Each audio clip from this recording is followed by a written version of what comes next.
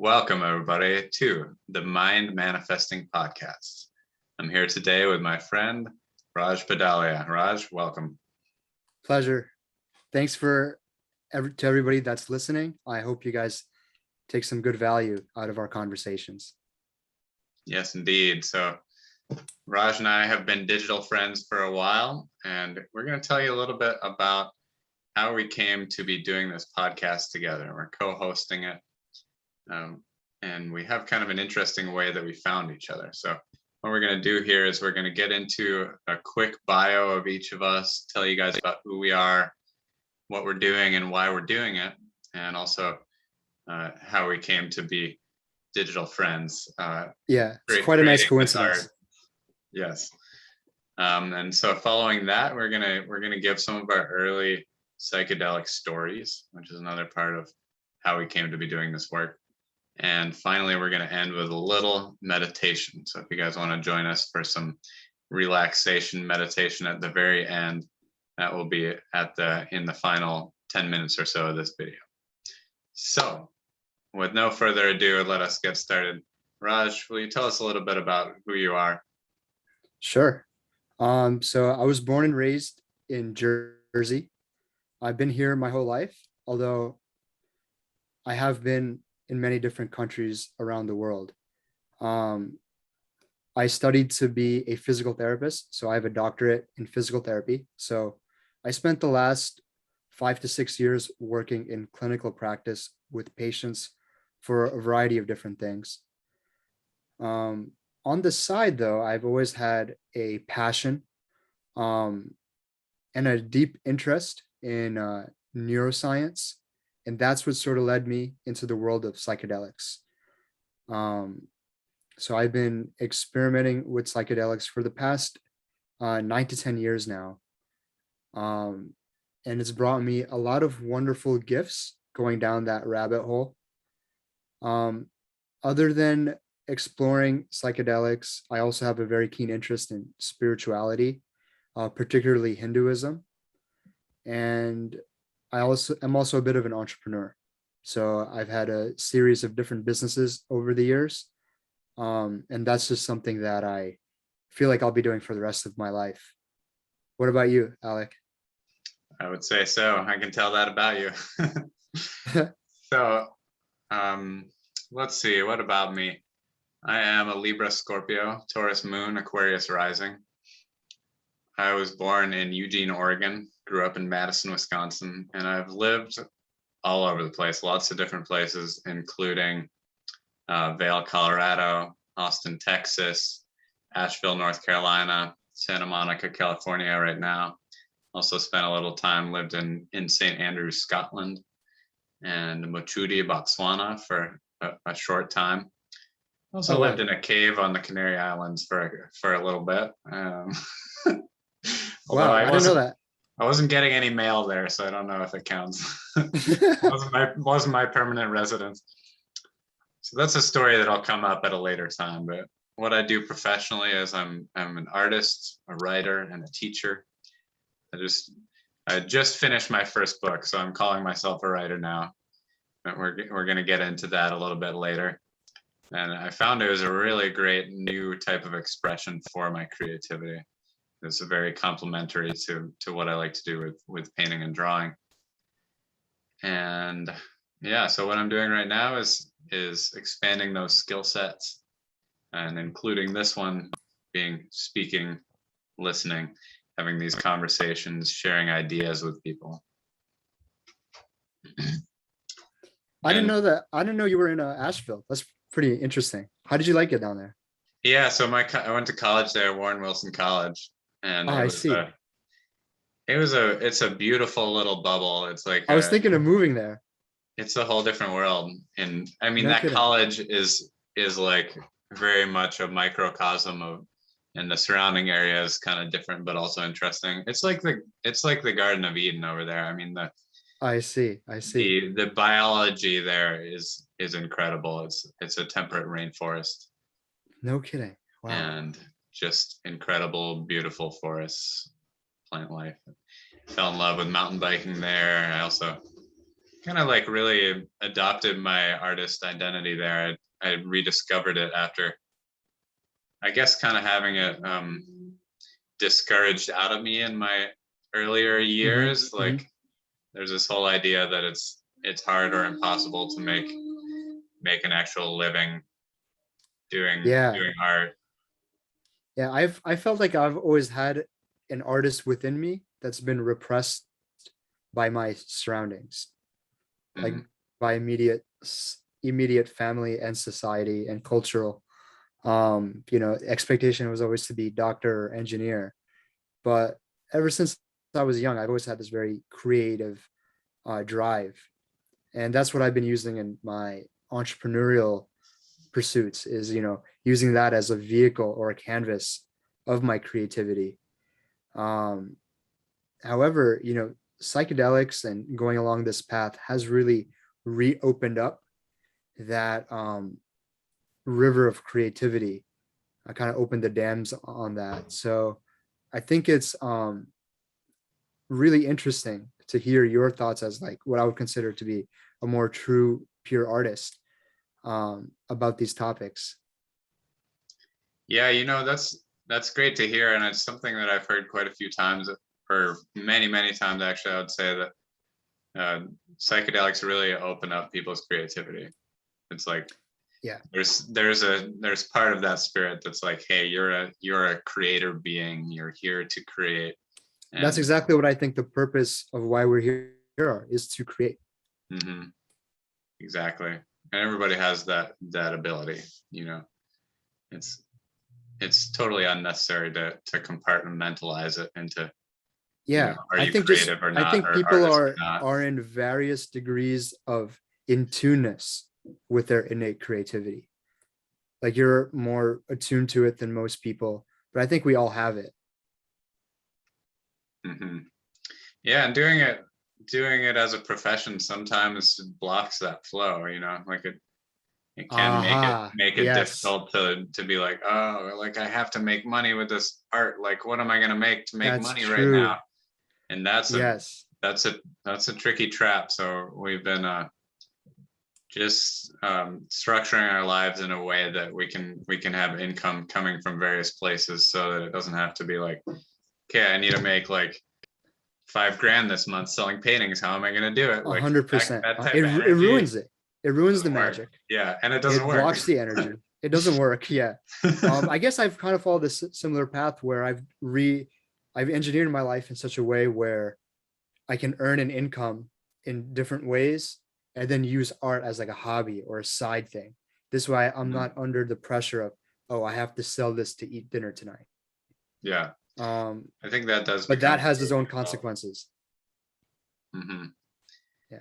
That's a hard pathway, and that's why people discourage artists from trying to do it as a career, because if it's just that all the time and that's all you have and you have to sustain that for a lifetime, like that's a hard path. Yeah, well, luckily, we can get to a place where one can become financially free, and then art can just take up. Like that's one of my goals, is to be financially free, just so I can just do art or do different types of things that make an impact to society all day long. Yeah, totally. Without that external pressure of trying to get a paycheck. Indeed, yeah, that's been certainly the project for me for the last couple of years, and we're closer than we've ever been before, for sure. So that's exciting. Yes. So let's get into our origin story. So I found Raj through the Facebook, I believe, and here's what was happening in my life. Right. I was about to start my podcast. I have another podcast called the Super Connector Podcast. Super Connector being a shout out to the magic mushrooms, because they are super connectors.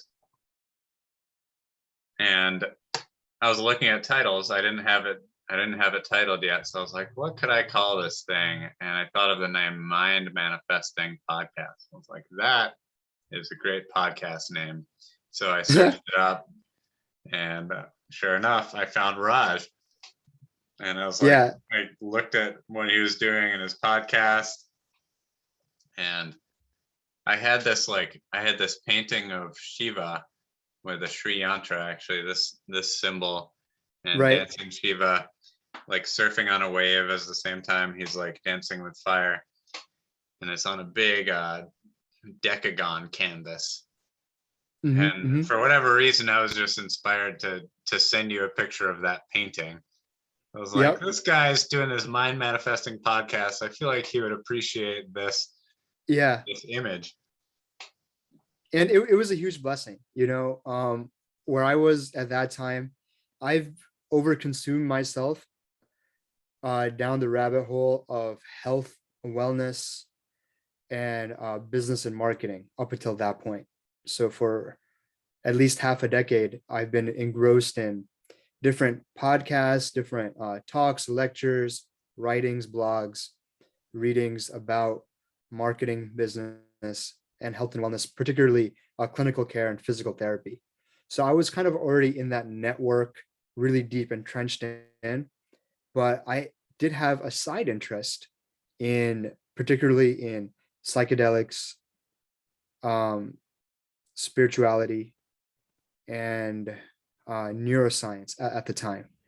And what had happened was in November of 2019, I had a life-changing experience.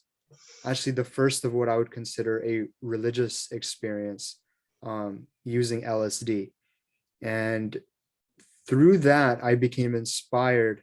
I had such a healing and profound experience that I suddenly became inspired, like, oh, I have to share this with others. Because there's so many people like me that are, quote unquote professional, that wouldn't engage with these substances in this particular manner.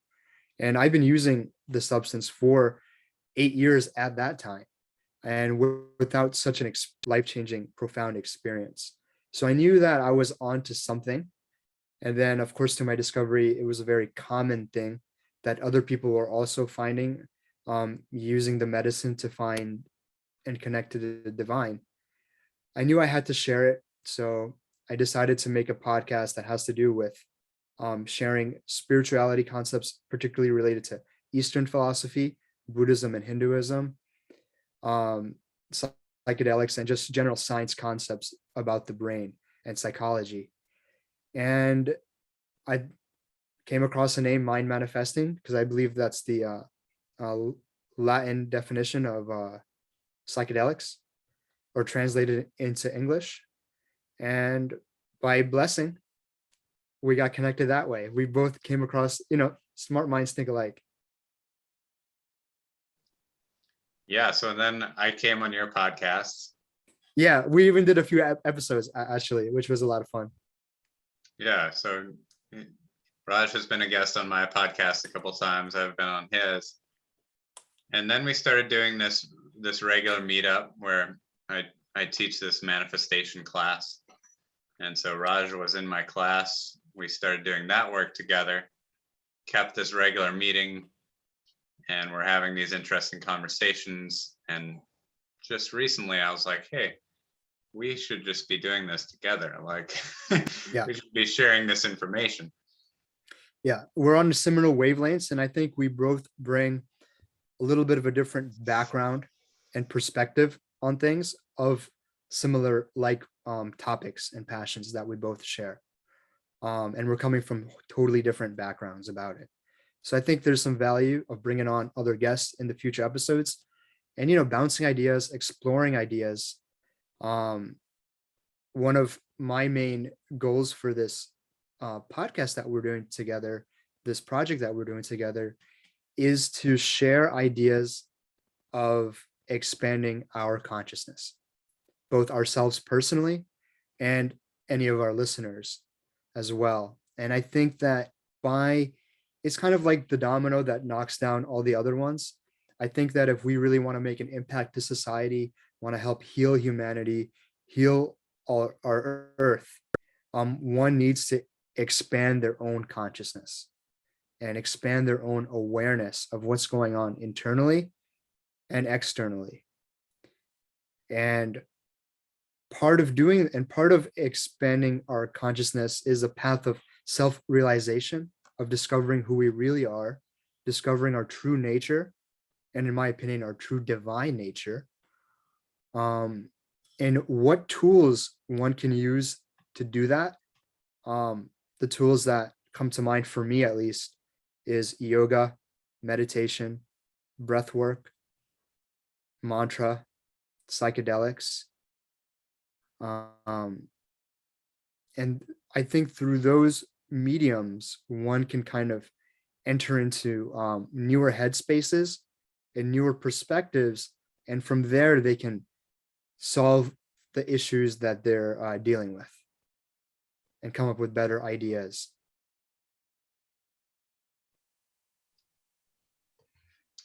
Yes, indeed, brother. So it's a little bit like this mental, emotional, spiritual fitness. Exactly. And that's really what I've found out about myself in many years of exploration and seeking to figure out, like, where is my place in the world? What do I have to offer? It always comes back to that. And that to me is more important than any of the artwork that I'm creating. And I consider that to be like, I mean, that's why I spent all that time writing that book and not really making many paintings, because I feel like the transmission that can take place through words and ideas has such greater potential for distribution compared to an image. Speaking of that, what's strange is that I feel like there are ideas kind of embedded or encoded in the psychedelic medicines, and the medicines are using us as vehicles of distribution. Absolutely. It's happening right now. Yeah. And I always feel this strong pull to share what it means to expand one's consciousness, or what it means to, explore one's own psyche and conduct one's own healing through the medicine. And I always feel this pull, this calling to share the gifts that it's giving me, as if it's just like, I'm just like, it's just using me like I'm a parasite, and I'm just the host of these ideas. You're a vessel. Which is really, really fast. Yeah, just a vessel. Absolutely. And it's no coincidence that religious folk also describe themselves as a vessel for the divine. In the same way, I feel that way with psychedelics as well. Mm-hmm. Yeah, strong connection there.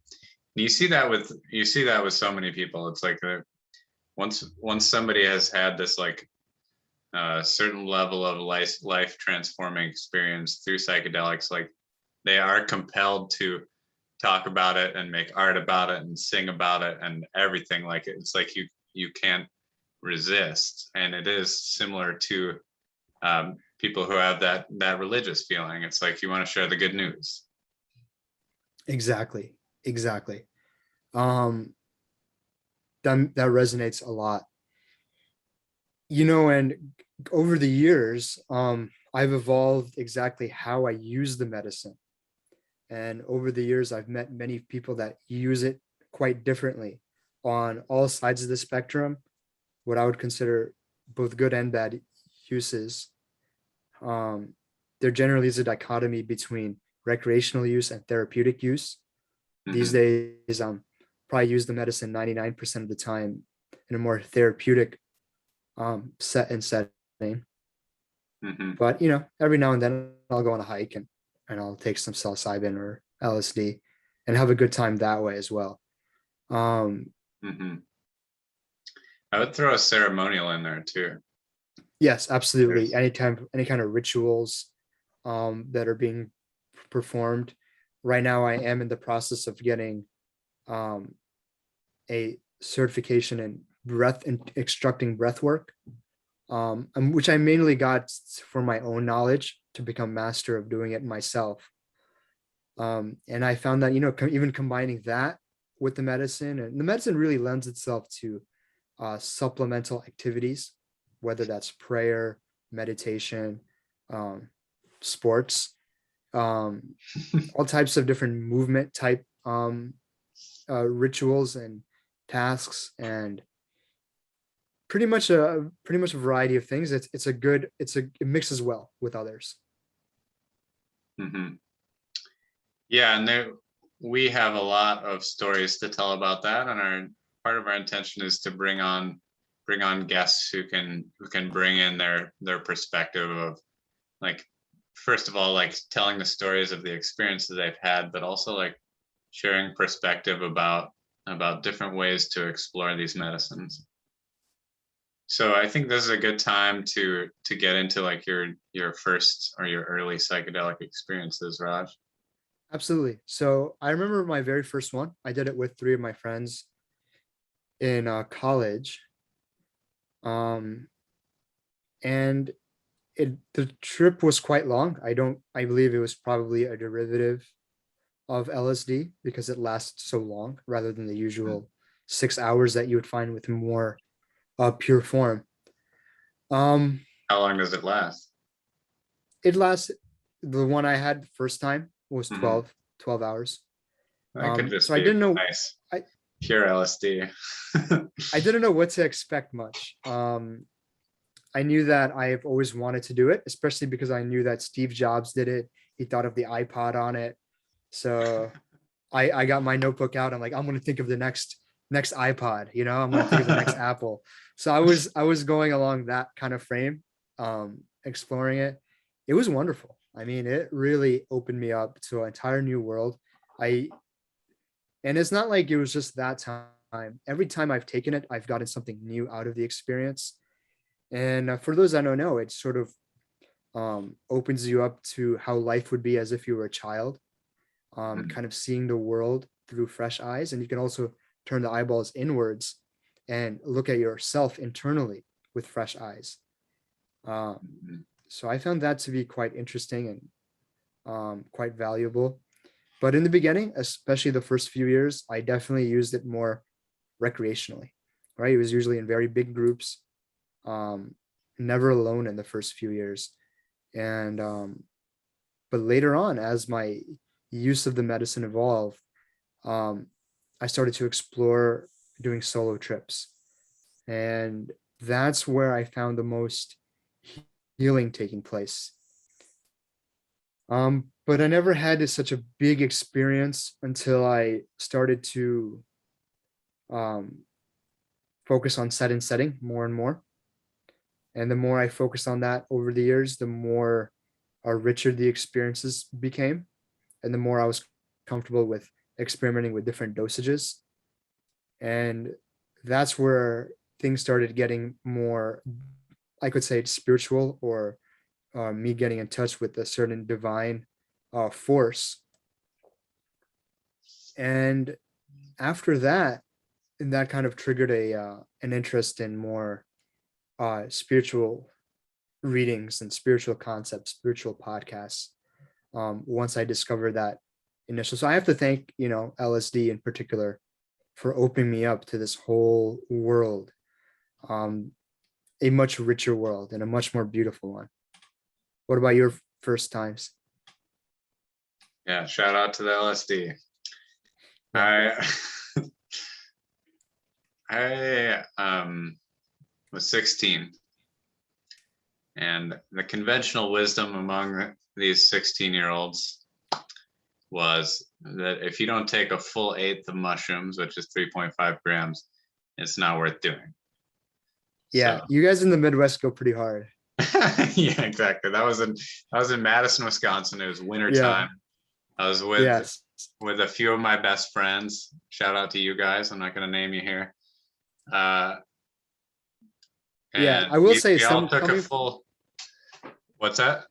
coming from someone on the East Coast, and visiting the Midwest 2 weekends ago, you guys are on a whole other playing a whole other game out there. So respect to folks in Wisconsin, Yeah. particularly in the Madison, Oshkosh area. You guys you guys really know your shit. Yeah, it's a fun place. I got a lot of love for that area. So yeah, we were we took a full eighth, and it was wintertime, and we went out into the woods together, and it was in our favorite kind of close by in the city woods called the Trails in Madison, Wisconsin. It was where all the mountain bikers played, me being one of them. And yeah, so I had a full-on religious, spiritual, life-changing experience that day. Like, and when you walk out into nature on a large dose of mushrooms, for me, it's like, it's hard not to see spirituality or to see God directly when you are seeing the world like that. It's like the glow that everything has is spectacular, and it's just like it's like you can see the aura of everything that exists, and you can see the trees glowing with life and reaching for the sky, and all the plants. Yeah. Everything is just.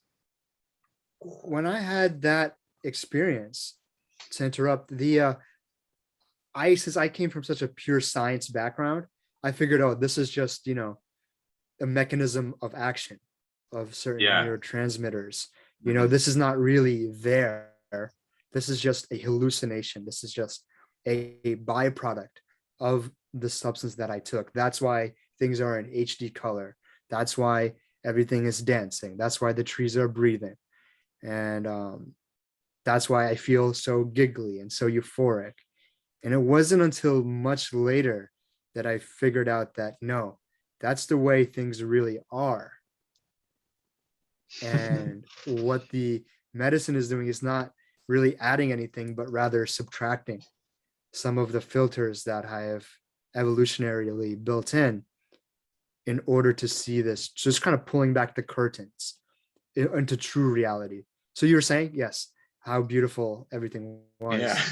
Well, so that's how that was very point, that's how it was a sign of divine for you, not medicine. It was I guess evidence of something more beautiful and profound. Yeah, like to me, the way that I took it was as a spiritual experience. But I think that's a very interesting distinction that you make, which is a lot of times very scientific materialist type thinkers will just go to that place where it's like, all right, well, this is just the way that this chemical is acting on my brain, and it's for sure nothing like real about what I'm observing. Yeah, and it was like that with everybody I met, at least in college and for many, many years, using this medicine, because I didn't really do a whole lot of online searches of how other people are using it, and most people weren't even talking about it even just a few years ago. But yeah, so there was no spiritual context for me until more or less recently. So I wonder what else I'm missing. I think there's endless layers to explore.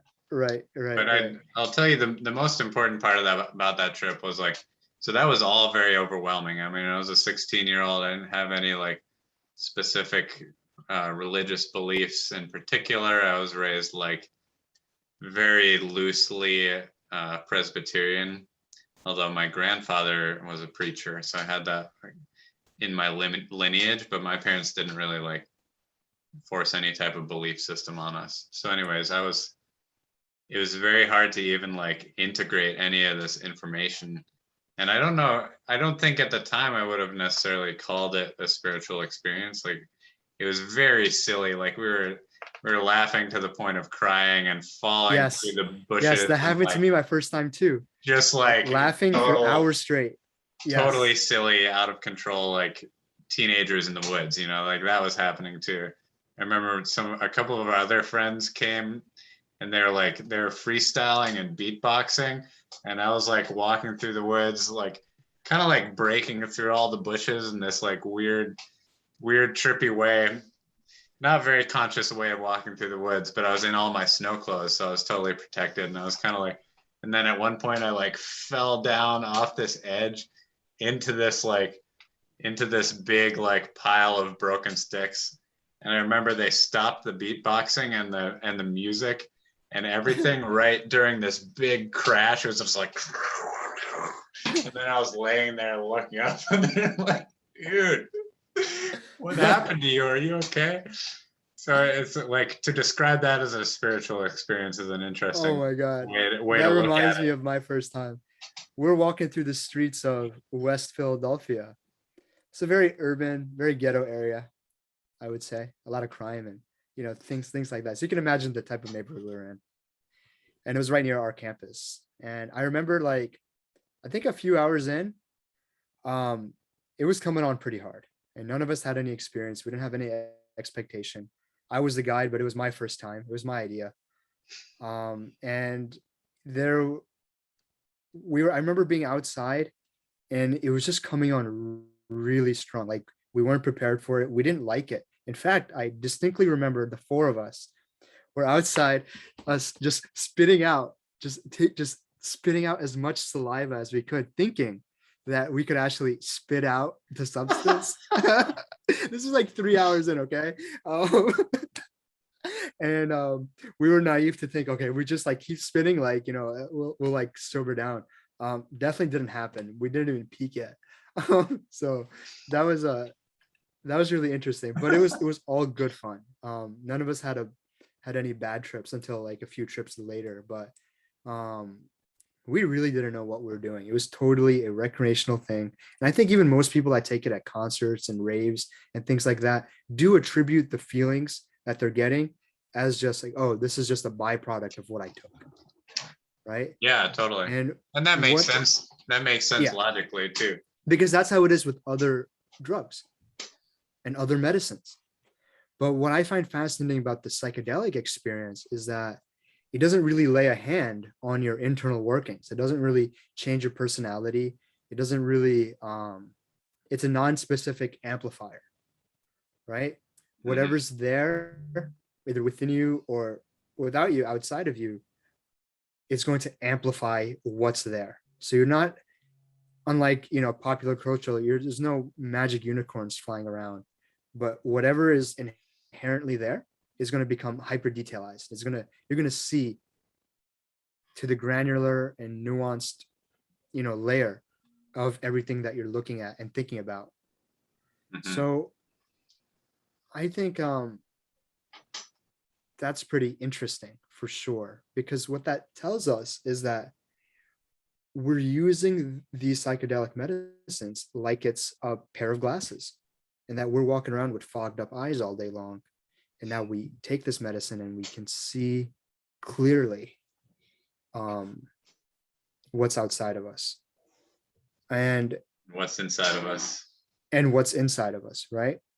And so I've always found that to be really interesting, which is why I keep coming back to the medicine, because it helps me see better, whether internally or externally, and which is always a valuable thing. It's always a good exercise to do, is to become more aware. And this is exactly why people meditate. And I describe psychedelics like slow mo meditation. So meditation is like slow-mo psychedelics, you know? And they're both getting you to the same space to increase consciousness. Just the psychedelics is far more violent in terms of a ramp up and a ramp down. Yeah, it's Sort of far more like, intense. yeah, it's sort of like opening the door, psychedelics is, but meditation will not only open the door, but it'll keep you there. Um, so it's more preferred in that aspect. But you could either walk to Canada or you could take a car. Sometimes it's fun to take the car. Yeah, I think they both have tremendous value, and they Right. work really well And together. they work really well together. There's no reason why they can't be friends. Hmm. Yeah, Right. some of the most powerful meditation experiences I've had, especially early on in my life, were on psychedelics, because it like the combination Yeah, of those two activities showed me something that I wasn't capable of doing all on agreed. my I own. actually like I like actually like doing breath work and meditation with cannabis. That's I actually enjoyed doing that. Yeah. And see I really do think that, cannabis is another thing on the same sidewalk of psychedelics.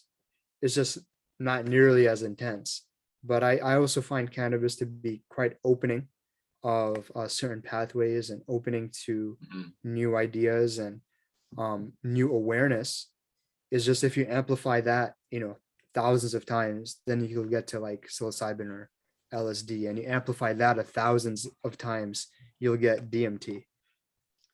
Yeah. That's it. We'll get to that. And we'll get We'll to get to that. that.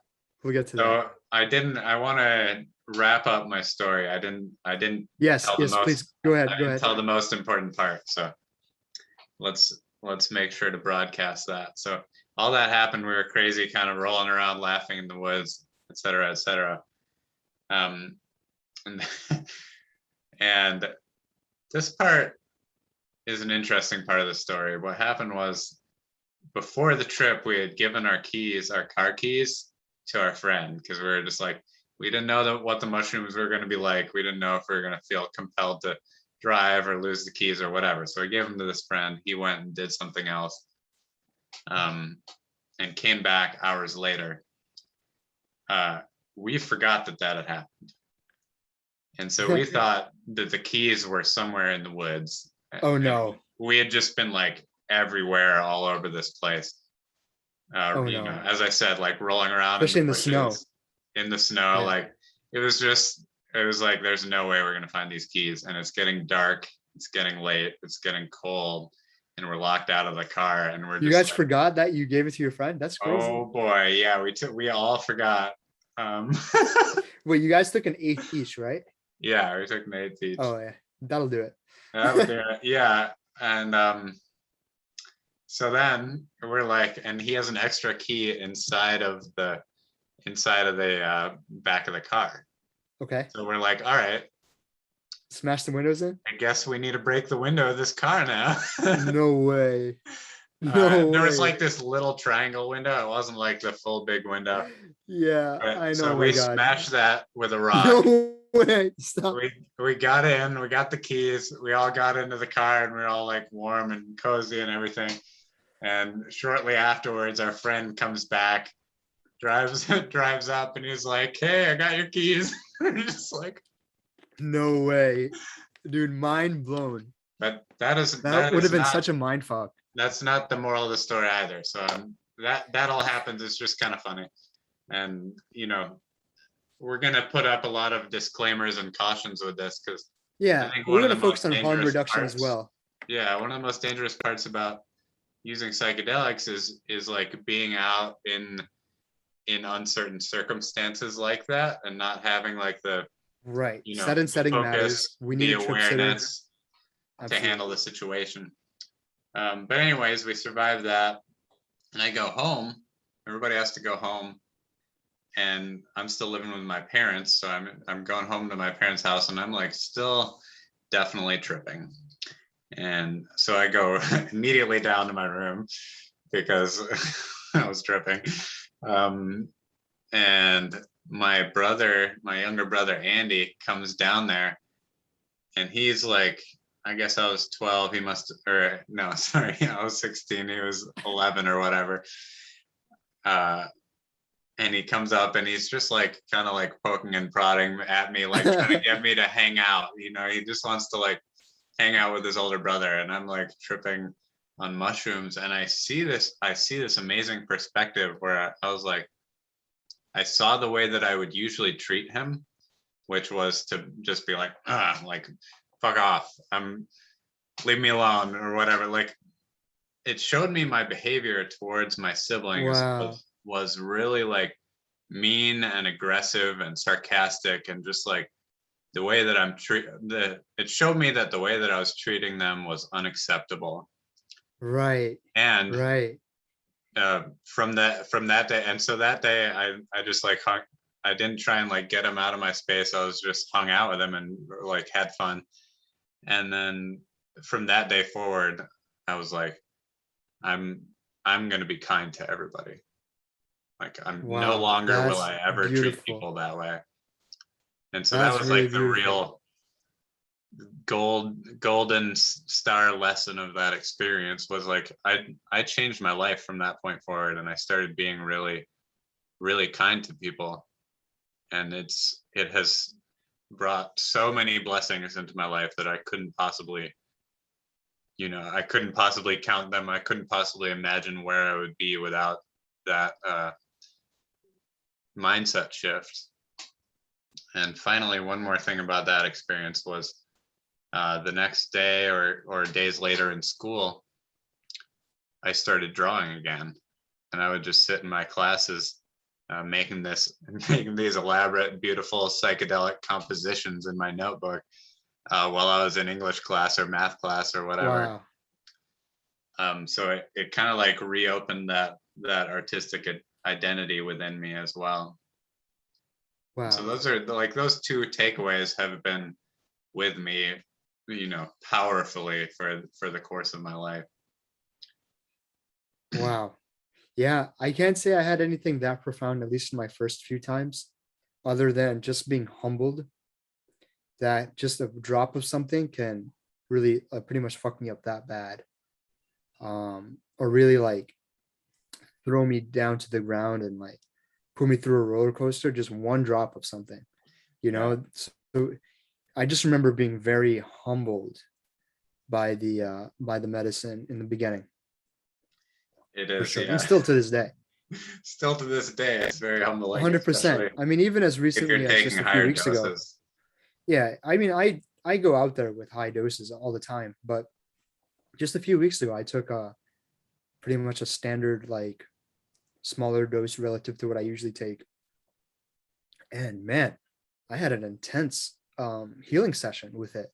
Mm, And it really just goes to show that, dose doesn't really matter as much as intention set and setting, hmm. more than anything else. And again, just to mirror your disclaimer earlier, you know, this is not medical advice, and nor is this nor should you break any laws. Just follow the standard laws in your area when it comes to this stuff. um yeah, there's Informational something purposes here. only. Yeah, informational purposes only, for sure. But yeah, and then since those first few experiences, I've tried a variety of different medicines and different combinations, in order to learn more and more about kind of how myself works, how the world around me works, and which is also how we reconnected. I realized there's greater rules at play that kind of got me into the law of attraction space, which is also how we connected later as well. And I think there's no coincidence that those that are into the psychedelic experience are also into the law of attraction experience as well. Mm.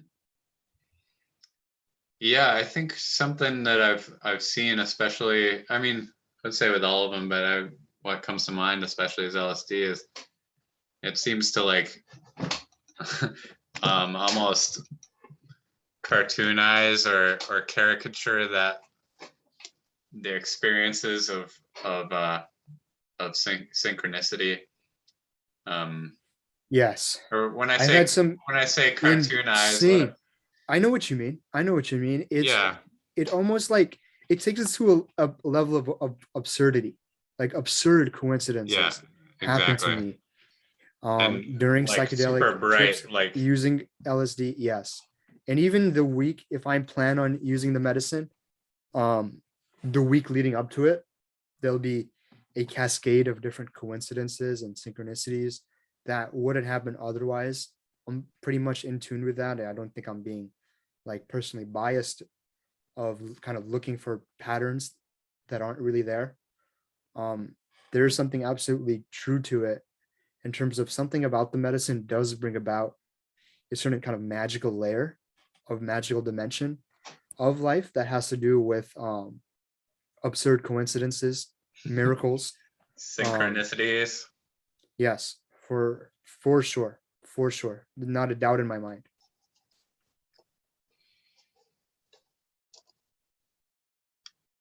Let's see. Um, all right, everybody. So the psychedelics are really starting to kick in. So we're gonna have to wrap this thing up. Just kidding. I can podcast on psychedelics. Yeah, which actually might be something we'll explore in future episodes as well. And kind of talking out a live trip report might be pretty interesting. Yeah, exactly. We're gonna do some live psychedelic exploration. Yeah, I think that'd be Um, really neat for sure. and yeah, I did a micro version today. Just a little, just the right amount Yes, yes, that's in very good. in honor of the first episode. That's beautiful. That's beautiful. So yeah, that's where we're at. What we're gonna do, in the future, as we said, is we're gonna bring on some guests and just do a collection of psychedelic stories and perspectives. Right, right, 100%. And just explore different ideas of how other people use the medicine, what other vehicles there are to expand our consciousness, and how we can use these things to make greater impact in ourselves, our community, our family. Hmm. Yeah, I believe that, as we said earlier, they do seem to have this agenda, or And agenda this is a good kind way of to put like it. It's like general idea of first what on they the want to agenda, happen. first on the agenda is love. Second on the agenda is kindness. Yeah, yeah, exactly. Like my first mushroom trip, it was like, hey, there's all this cool stuff to look at, but hey, this is the most important thing. Right, This is 100%, the most 100%. important thing: love and kindness. Yes, right. And then there's a lot of this like conservation, like nature appreciation stuff. I think I want to get into episodes about what the specific intentions of the different medicines are. So we're not going to go too deep into that right now, but it's one of the subjects that we're going to explore. So stay tuned for that. I think also the live trip reports, we'll probably be reporting in the moment what we're the messages that we are uh, receiving Downloading from the our, yeah. medicines, the current downloads. So that's the plan, everybody. Thanks for tuning in to the Mind Manifesting Podcast. We're going to wrap this thing up with a little bit of a meditation. So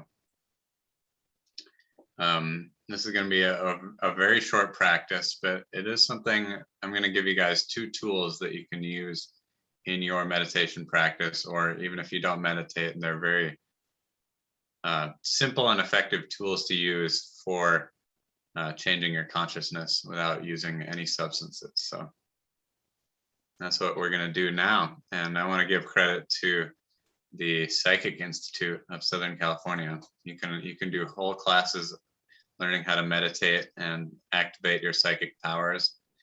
It's not what you think. It's rather different. It's largely meditation and attuning yourself to energy. We all have psychic abilities. And I do think that is something that's interestingly connected with the psychedelics as well. I feel like when I take certain psychedelics on certain dosages, I can almost like look into somebody's emotional landscape. I can 100%. Even really, telepathic experiences. yeah, telepathic experiences, even like um, understanding what's about to happen next, or seeing further into the Yes. future. And Hmm. these are abilities that we have all the time. So yeah, so this is a meditation. These are meditation techniques that I got from Southern California Psychic Institute. So if you're interested in doing further classes, I'd recommend checking them out. You can do them all online, and they're nice people. So there you go.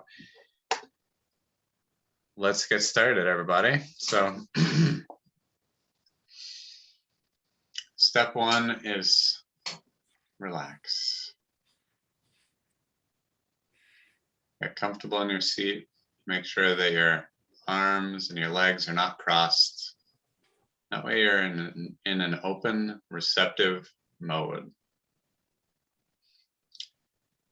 Just notice anywhere in your body that you're still holding tension and allow it to release. You do not have to hold that tension anymore. So your muscles and your nerves just turn loose, let loose as you go deeper into a state of relaxation.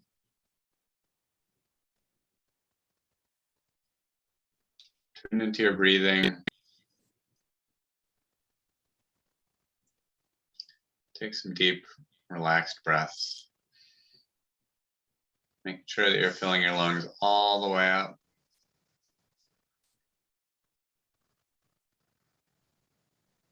And then releasing the air all the way out.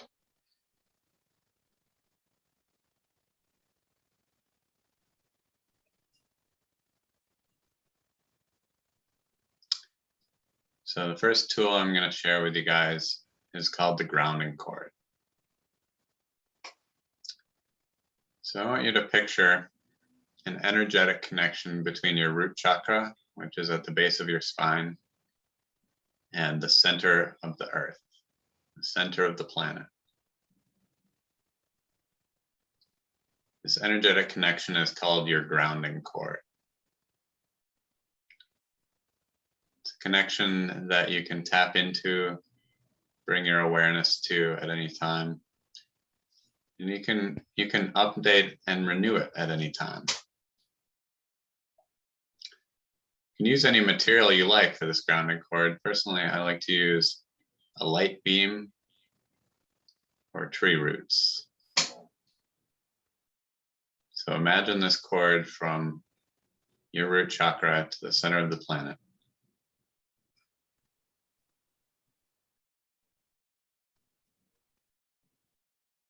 And knowing that in this moment and in every moment, you are connected to the earth.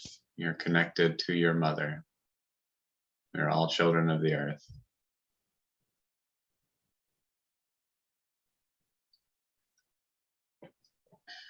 And she is not an inanimate, uncaring planet. She loves you. You're her child. So once again, connecting that root chakra to the center of the planet. This grounding cord is also set to release. So any energy that you're holding in your body that is not yours, that you do not need to hold, you can simply allow to release down that grounding cord. It's like sand. It just releases easily, effortlessly out of your body, out of your energetic field, and it gets grounded out in the earth's energy.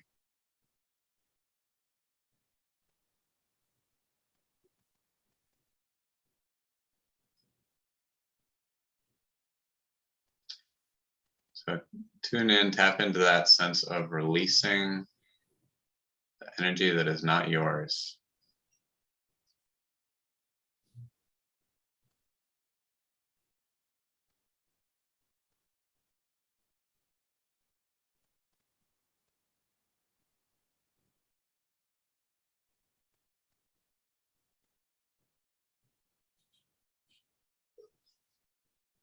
All right, now that we're grounded, connected, we're going to use my other favorite tool, which is the golden sun. So imagine a glowing orb, golden sun of light energy that is directly above your head. This golden sun is comprised of your own energy. It's your life energy, your chi.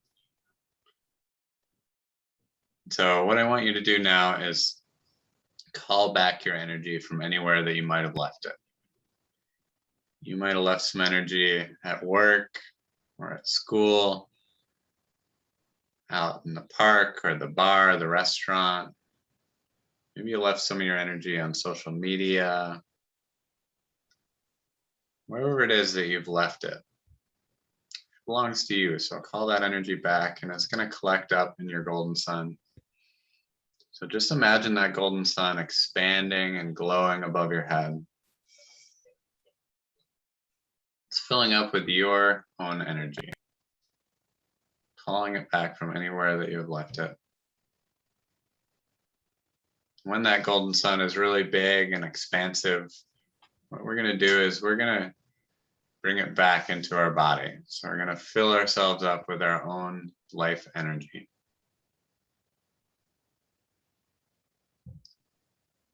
right, so imagine that golden sun life energy coming in through the crown of your head and just slowly coming down into your body, filling up your whole body with your own life energy. So it comes down through your third eye, down your face to your throat, and it fills up your heart. And from there it goes outward, out your shoulders, all the way down to your fingertips on both sides, back to the center of your heart. And let's take a moment here. Please place both of your hands on your heart. We're just going to connect to our hearts.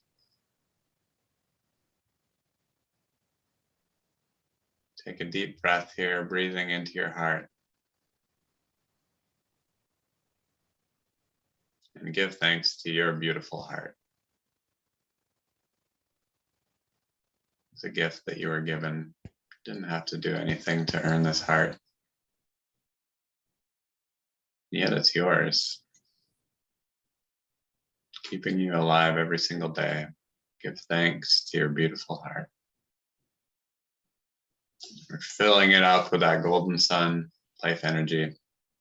From there, we're going to move it down your solar plexus, down your belly to your sacral chakra, your root chakra, through the hips and your knees, and all the way down your shins to your feet, going out your feet chakra into the earth. And so your whole body is filled up with that golden sun light energy. And at this point, take a moment to bend over and touch your toes. Dump out, clean out.